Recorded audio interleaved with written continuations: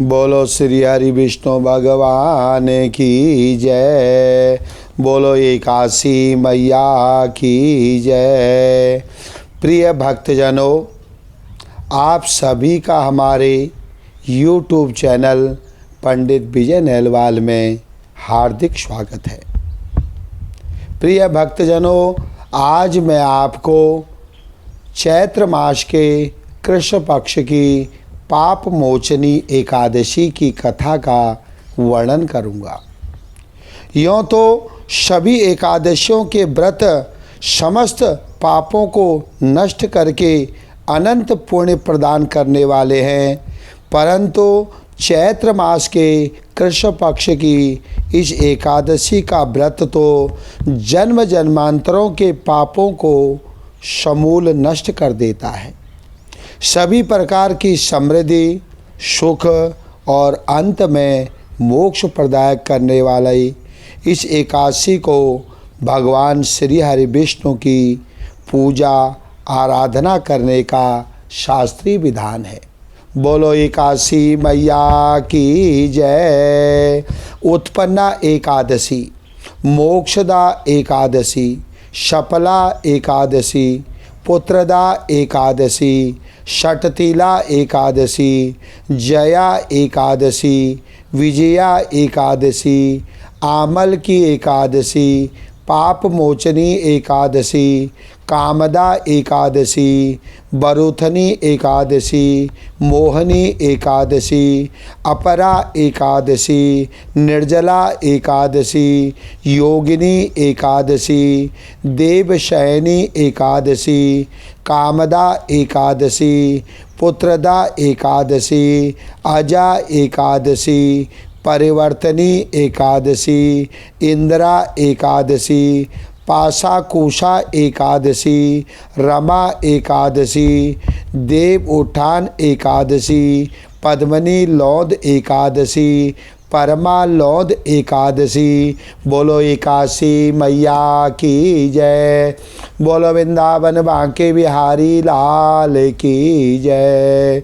श्रीमन नारायण नारायण नारायण, भजमन नारायण नारायण नारायण, लक्ष्मी नारायण नारायण नारायण, श्रीमन नारायण नारायण नारायण। बोलो श्री हरि विष्णु भगवान की जय। बोलो मधुसूदन नारायण की जय। प्रिय भक्तजनों, अब आप पाप मोचनी एकादशी चैत्र मास के कृष्ण पक्ष की कथा का श्रवण करो।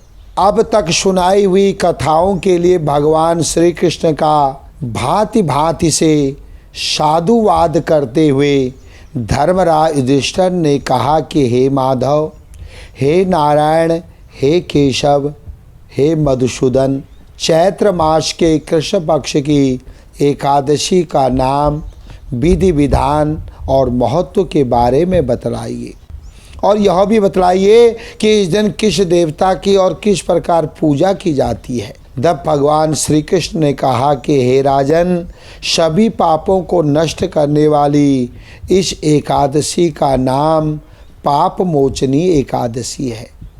इस दिन भगवान श्री हरि विष्णु की पूजा करने का शास्त्रीय विधान बतलाया गया है।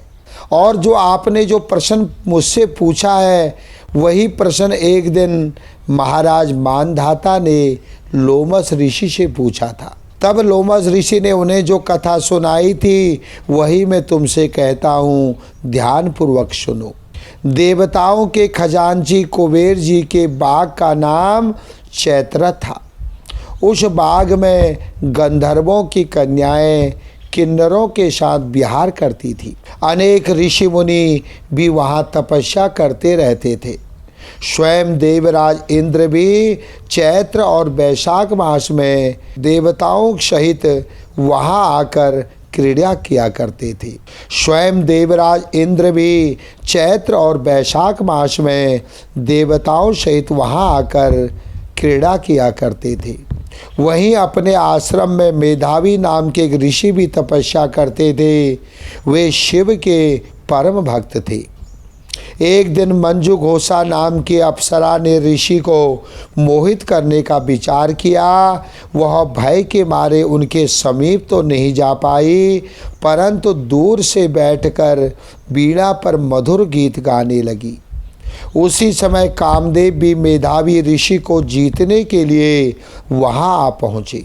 उन्होंने उस सुंदर अप्सरा की भौहों को धनुष, कटाक्ष को डोरी, नेत्रों को संकेत और कुचों को कुरी बनाकर मंजू घोषा को सेनापति बनाया। मेधावी ऋषि भी युवा एवं हृष्ट पुष्ट थे और साथ ही यज्ञोपवीत तथा दंड धारण किए हुए ब्रह्म तेज से युक्त भी थे। मंजू घोषा ऐसे सुंदर ऋषि को देखकर उनकी सुंदरता पर मुग्ध हो गई और अपने गीत, चूड़ियों और नुपुरों की झंकार तथा नृत्य और हाव भाव दिखाकर मुनि को रिझाने लगी। कुछ समय तक यही क्रम चलता रहा और अंत में कामदेव ने ऋषि को पराजित कर दिया। फलस्वरूप ऋषि मंजू घोषा के साथ रमण करने लगे और काम के इतने वशीभूत हो गए कि उन्हें दिन तथा रात्रि का कुछ भी विचार नहीं रहा। इस प्रकार बहुत दिन बीतने पर एक दिन मंजू घोषा बोली कि हे मुनि, मुझे बहुत समय हो गया है, अब स्वर्ग जाने की आज्ञा दीजिए। तब मुनि बोले कि आज इसी संध्या को तो आई हो, प्रातःकाल होने तक चली जाना। मुनि के यह वचन सुनकर अप्सरा कुछ समय तक और रुकी रही। कुछ दिन बाद उसने पुनः मुनि से विदा मांगी तो मुनि कहने लगे कि अभी तो आधी रात भी नहीं बीती है, कुछ समय और ठहरो। अप्सरा ने कहा, महाराज आपकी रात तो बहुत लंबी है, आप जरा विचार तो कीजिए कि मुझको यहाँ पर आए हुए कितने वर्ष व्यतीत हो गए हैं। उस अप्सरा की यह बात सुनकर मुनि ने समय का विचार किया तो उनको ज्ञात हुआ कि अप्सरा के साथ रमण करते हुए उनको 57 वर्ष 7 मास और 3 दिन व्यतीत हो गए हैं। यह ज्ञान होते ही वह अप्सरा उनको काल के समान प्रतीत होने लगी। मुनि अत्यंत क्रोधित हुए और उनकी आँखों से ज्वाला उत्पन्न होने लगी।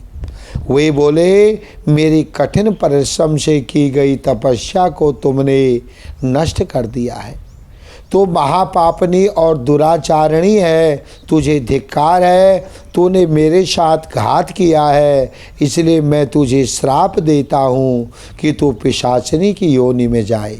मुनि के श्राप से मंजू घोषा उसी समय पिशाचिनी हो गई। वह भयभीत होकर मुनि से प्रार्थना करने लगी कि हे महाराज, इस श्राप का किसी प्रकार से कोई निवारण तो कीजिए।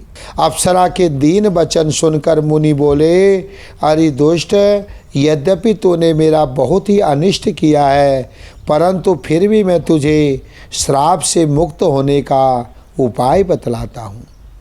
चैत्र मास के कृष्ण पक्ष की एकादशी का नाम पाप मोचनी एकादशी है और वह सब प्रकार के पापों को समूल नष्ट करने वाली है। उसका व्रत करने से पिशाच योनि से तुम्हारी मुक्ति हो जाएगी। ऐसा कहकर मेधावी ऋषि अपने पिता च्यवन ऋषि के आश्रम को चल पड़े। मेधावी को देखकर च्यवन ऋषि कहने लगे, अरे पुत्र, तूने ऐसा क्या अनर्थ किया जिससे तेरा सारा पुण्य क्षीण हो गया है। तब मेधावी ने कहा कि हे पिताजी, मैंने एक अप्सरा के साथ रमण करके घोर पाप किया है। अब आप उस पाप से छूटने का कोई मुझको उपाय बतलाइए। तब च्यवन ऋषि बोले कि हे पुत्र, चैत्र मास के कृष्ण पक्ष की पाप मोचनी एकादशी का व्रत करने से संपूर्ण पाप नष्ट हो जाते हैं, इसलिए तुम उस व्रत को करो। पिता की आज्ञा पाकर मेधावी ऋषि ने विधि पूर्वक इस पाप मोचनी एकादशी का व्रत किया, जिससे उनके समस्त पाप नष्ट हो गए। उधर मंजू घोषा भी व्रत के प्रभाव से पिशाची होने से मुक्ति पाकर दिव्य रूप धारण करके बैकुंठ को चली गई। लोमश ऋषि बोले कि हे राजन, पाप मोचनी एकादशी के व्रत को करने से समस्त पाप समूल नष्ट हो जाते हैं। इस कथा को सुनने तथा पढ़ने मात्र से भी 1000 गोदान का फल प्राप्त होता है और इस व्रत को करने से ब्रह्म हत्या, गर्भपात, सुरापान, गुरु पत्नी से प्रसंग आदि जैसे अनेकों घोर पाप सभी नष्ट हो जाते हैं और अंत में बैकुंठ की प्राप्ति होती है। बोलो एकादशी मैया की जय, बोलो राधा कृष्ण भगवान की जय। श्रीमन नारायण नारायण नारायण भजमन नारायण नारायण नारायण, लक्ष्मी नारायण नारायण नारायण, श्रीमन नारायण नारायण नारायण। प्रिय भक्तजनों, अगर आपको मेरी ये कथा पसंद आई हो तो कृपया करके हमारे चैनल को सब्सक्राइब करें और बेल आइकॉन को दबाना न भूलें, जिससे हमारे आने वाली संपूर्ण कथाएं आपको प्राप्त हो सकें। बोलो श्री हरि विष्णु भगवान की जय, बोलो वृंदावन बांके बिहारी लाल की जय।